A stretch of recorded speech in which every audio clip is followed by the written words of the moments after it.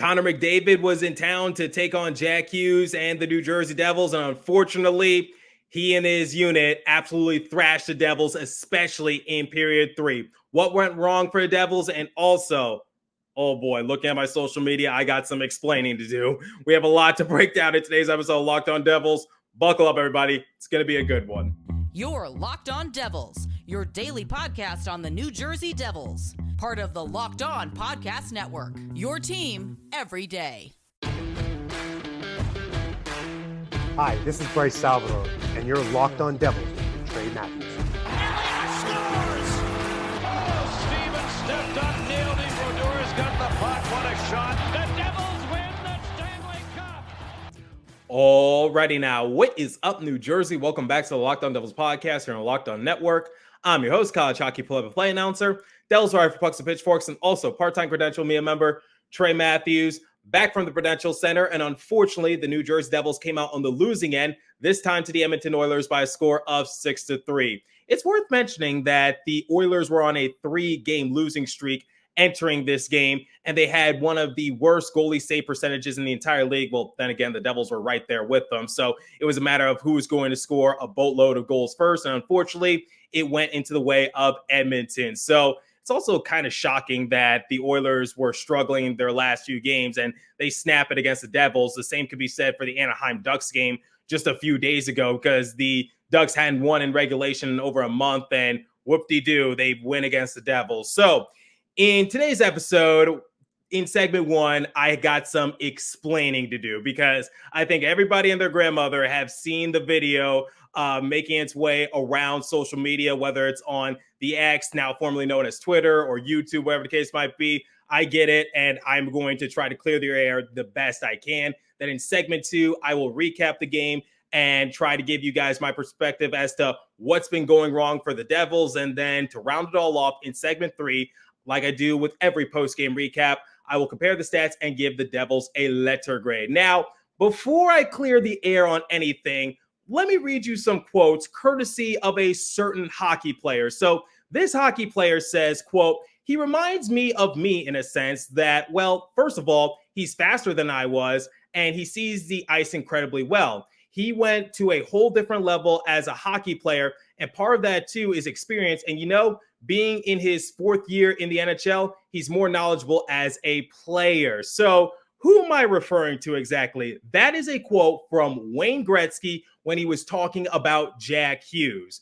And I also want to add something else to that, because courtesy of Julie Stewart-Binks of SNY TV, she posted this almost a year ago. She said, "I spoke with Wayne Gretzky last night about Jack Hughes. He told me, quote, I think he's the only one who could catch 97 being Connor McDavid." So what am I trying to explain here? So basically, I went into the Oilers locker room post-game to talk with some of the players. I was hoping to speak with either Connor McDavid or Leon Draisaitl, because both of them have won Hart trophies in the past. So I wanted to see their thoughts on Jack Hughes and his overall development. And Connor McDavid was available to speak to the media. So basically, I asked him, what's your assessment of Jack Hughes? Because there were comparisons of him and Wayne Gretzky. And once that video became public, it just broke the NHL internet. It went all over. And I even posted about it because I don't regret asking the question. But basically, I just want to say, I didn't make those comparisons between Jack Hughes and Wayne Gretzky. Just so we're crystal clear, Wayne Gretzky himself, the great one, said that Jack Hughes reminds him of himself. And he said that in a quote, and that was also courtesy of Bleacher Report when they did an HBO special. So I'm just putting that out there. So I don't regret asking the question, and I actually do want to play the soundbite because Connor McDavid was very courteous, he was polite, and he answered my question. So let's play the soundbite, and then I'll give you guys some further explanation. One of the Devils' highly touted players is obviously Jack Hughes, and I'm curious to hear your thoughts on his overall play and some of the comparisons that he's had to Wayne Gretzky, having won the Hart Trophy, and also having the career you have. I'm curious to hear your assessment on him. Yeah, obviously a really good young player. All those Hughes boys are amazing. And obviously he's a young a young kid in this league, and carries himself really well out there on the ice, skates well, wants the puck, making plays. I mean, that's all you can ask for from your young guys, and he's just going to keep getting better and better. So there you go. Hopefully that gives you some better context or better background as to where I'm coming from. Whether you agree with me asking the question or not is totally up to you. Personally, I don't regret asking the question, and I just wanted to hear the perspective of Connor McDavid, because Wayne Gretzky has high praise for Jack Hughes, and he's even compared Jack Hughes to himself. So I wanted to hear it from Connor McDavid, because Wayne Gretzky also said that Jack Hughes has the best chance of catching 97. So just putting that out there, and whatever happens on social media, I guess I just got to take it on the chin. So there you go. Now you're all caught up. Now let's move on, because I also got some sound bites from other Edmonton Oilers players. And I even got another quote from Connor McDavid that I want to share, because I think we all know that the Devils' defense and goaltending, it's pretty lackluster. Their offense is very good. They have a lot of great offensive dynamic players, but unfortunately it doesn't matter that you can score 3 or so goals when you give up 3 goals in 69 seconds. Because remember, the Devils were leading 3-2 going into the final period of regulation, and then 69 seconds into that period, the Devils let up 3 goals, and don't look now, they were trailing 5-3. So I wanted to get a different perspective from the opposing team. What are some of the holes that they're exploiting in the Devils defense? And I've been doing that with the Seattle Kraken. I've been doing that with the Anaheim Ducks. And now it's the Oilers' turn. So I spoke with Erne, Connor McDavid, as you guys know, and also Ryan McLeod, who is the younger brother of Michael McLeod, who plays on the Devils, obviously. And here are their perspectives on how they've been exploiting the Devils defense and how other teams might be catching on to it. 3 goals in 69 seconds. How were you guys able to exploit the Devils defense? What holes did you see in their overall execution? Well, I think an emphasis for us was getting the puck a little high and getting it to the net right away, not letting them set up, and having guys at the net. And I thought Hyman did a great job all night, and Eke did a great job all night at getting him to the net. So kind of like I said before, it's just kind of sticking with what we were doing, and finally it worked out for us. Well, we just wanted to get pucks there. We felt there was a lot of pucks laying around the net, and we needed. Sometimes you just need a bounce, and we got one there early. And obviously Leo makes a special play there. Not a lot of guys can make, and Big Erne chips in with another big one. A couple seconds later. So it's a big stretch of the game. One that turned it in our favor for sure. I think just from everyone in the group, it's a group thing. If you look at all the analytics and things, we're doing a lot, and we're controlling most of the games. It's just kind of bearing down our chances when we get them, and keeping the puck out of our net. I think just little details, and should be able to get another run. So there you go. I'm sure you guys didn't just want the standard run-of-the-mill type of answers that I'm sure some of the Devils players would have given, which is they know they have to play better. They have to play more assertive. They got to play with a sense of urgency, because the Devils these last few weeks just have not been playing their brand of hockey. And it's very disappointing to see, because after that Boston Bruins game, I really thought they flipped a switch, and then they won their very next matchup against the Columbus Blue Jackets. But after that, they're on a 3-game losing streak, and they've only racked up a point during those 3 games spans. And that's not good, especially with how tight the Metropolitan Division is. So we're going to talk more about the game in general momentarily. But before we continue, I want to tell you guys about the Sleeper app. So I made my fantasy football playoffs. Unfortunately, I got knocked out in the first round. So let's move on to some hockey. A new NHL season brings all sorts of possibilities. So Jack Hughes, he could score 50 goals, and he gets high praise from Wayne Gretzky. Or the Devils could hoist the Stanley Cup, and you could win big by playing daily fantasy hockey on Sleeper, the official daily fantasy app of Locked On NHL. Sleeper is our #1 choice for daily fantasy sports, especially daily fantasy hockey, because with Sleeper, you can win 100 times your cash in daily fantasy hockey contests. You don't just have to do fantasy hockey. You can also play daily fantasy football, basketball, baseball, college football on the Sleeper app. So to win 100 times on Sleeper, you need to correctly predict the outcome of 8 player stats. You heard me, Devils fans. You can win 100 times your money playing daily fantasy hockey with Sleeper. So start paying attention and nail your picks so you can start winning big. Use the promo code LOCKEDONNHL, and you'll get up to a $100 match on your first deposit. Terms and conditions apply. That's code LOCKEDONNHL. See Sleeper's terms of use for details and locational availability.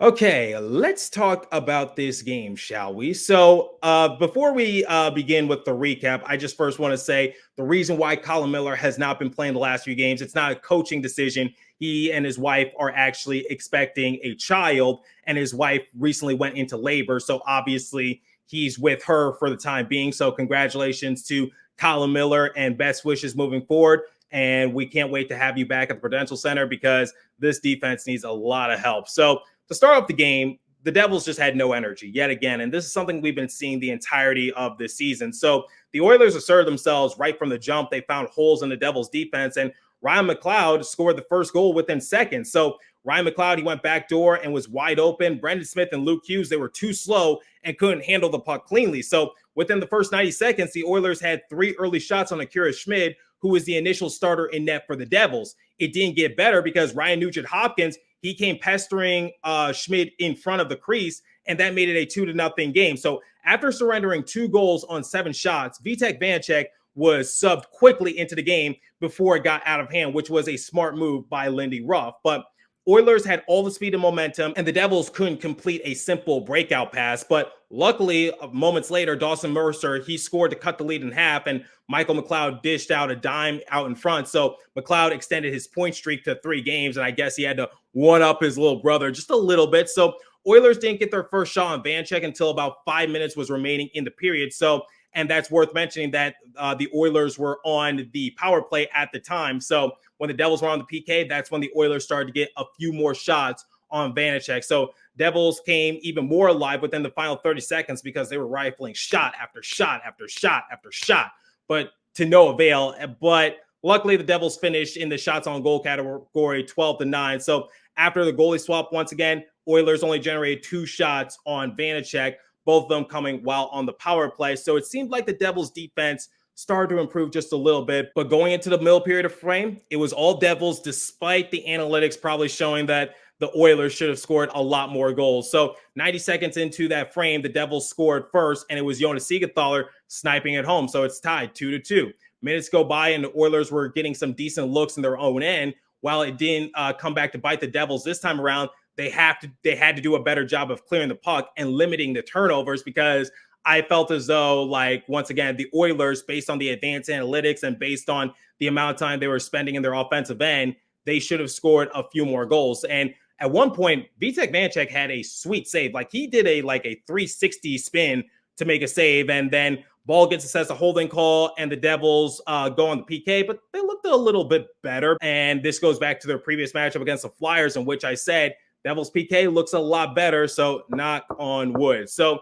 with about 8 minutes remaining in period 2, the Oilers were out shooting the Devils 14-3 in that respective period, just to show you how much more dominant the Oilers were in that middle period of frame.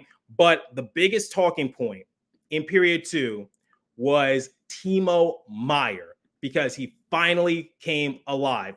He initially passed it to Dawson Mercer, but Mercer saw that Meier had an opening and sent it off to him. And there was a thunderous applause around the Rock. Now, I have my opinions on Timo Meier. I personally feel like if he's not really 100%, then he shouldn't be playing. In fact, Lindy Ruff was asked about this during the morning skate as to why is Timo Meier continuing to play despite hindering the Devils just a little bit more. He said that until it affects him physically, he's going to continue to play Timo. And Timo did look a little more physical in this game, at least asserting himself. So I think he's getting back to it, and I'm sure that had to be a big sigh of relief on his end when he finally scored. But it was short-lived, because in period 3, I don't even want to do the recap, but let's just say 69 seconds were not the Devils' friend entering the final period of regulation, because I'm like, okay, they're leading 3-2. And they just have to play some decent defense, and hopefully Vitek Vanecek can make some timely saves, and then maybe the Devils can walk away with the win, and the Oilers will extend their losing streak to 4 games. Well, Connor McDavid, Leon Draisaitl, and Adam Erne all scored within a short amount of time. And at that point, it was 5-3 Oilers, and you just knew that the Devils were not going to win the game. And to add insult to injury, Ryan McLeod scored a little later in the period, making it 6-3. So he had to one-up his older brother yet again. So everyone's a little frustrated and everyone is pushing for a various amount of changes. And Bill Spalding put out on the X app, he said, one other note before bed, reminder that there is a league-wide roster freeze until December 28th. So my thing is like, if you want to change, you're going to have to wait. And you're going to have to wait until after the Detroit Red Wings game, until after the Columbus Blue Jackets game, because a change is not going to happen right here and now because the rosters are frozen until that specific date. So just putting that out there, but changes do need to happen because the Devils defense and their goaltending, they can't continue to play like this. And you expect for the Devils to be a playoff team because once again, during those 69 seconds of which the Devils, it's just still shocking to say this. They allowed 3 goals within that short amount of time. And yeah, they weren't going to win that game. So they had the lead and I guess they had the momentum their way, but changes do need to happen. And I don't know if making a coaching change is going to be the right decision because I don't know if that's going to make the Devils any better. But then again, the Oilers made a coaching change and they've improved a little bit. They've kind of hit a cold streak, but you get the point. And now it's just like the Devils are very inconsistent because it's like at one point they can win 2 games and then they'll lose 3 games and then they'll win 3 games and then they'll lose 4 games. That kind of inconsistency is going to shoot them in the foot moving forward. So I think changes do need to happen in the trade market because Vitek Vanacek and Akira Schmid, they have their moments, and I'll give them credit. They're solid goalies, and I think they do have a role in the NHL. But in terms of being the starter and the backup, I just don't think it's going to work. So they really need to put Dougie Hamilton on the LTIR so that way that can free up $9 million in potential cap space. So that way they can at least get a 1-year rental just to stop the bleeding for this season because the Devils have too much talent on this team to be sellers. That's just a fact. They have a boatload of talent in Jack Hughes, Nico Hischier, Jesper Bratt, Tyler Toffoli, Dougie Hamilton, if you want to include him into the mix, Shimon Nemets, Luke Hughes, who are very good rookies for a time being and seem to have a bright future. There's just too much talent on the roster for the Devils to be selling. And they just need something. They need like a shakeup in the roster because it seems like even the players are a little zoned out because you look at Nico Hischier's post-game press conference, he looked emotionless. Same with Timo Meier. They don't know how to react at this point. And then Lindy Ruff says post-game that the Devils got their asses kicked. And he is absolutely right. They got their butts handed to them by the Oilers when they were leading 3-2 going into the final period of regulation. So changes do need to happen. I personally think that they should be looking for a goalie because I think that can help them a lot. Because, look, the thing with Akira Schmid and Vitek Vanacek, I know that the goals that they let up this game isn't entirely on them, but it's the same thing I said in my post-game recap against the Flyers, which is sometimes you got to make those saves, even if the defense leaves you in a very vulnerable position. So that's my opinion on the matter, and that's where I stand in terms of like how the Devils are for a time being. But we're just gonna have to be patient and see how it goes moving forward. So before we close out today's show and I compare the stats to give the Devils a letter grade, I want to tell you guys about eBay Motors because I'm a big car guy, love NASCAR. So passion, drive, and patience, what brings home the winning trophy is also what keeps your ride or die alive.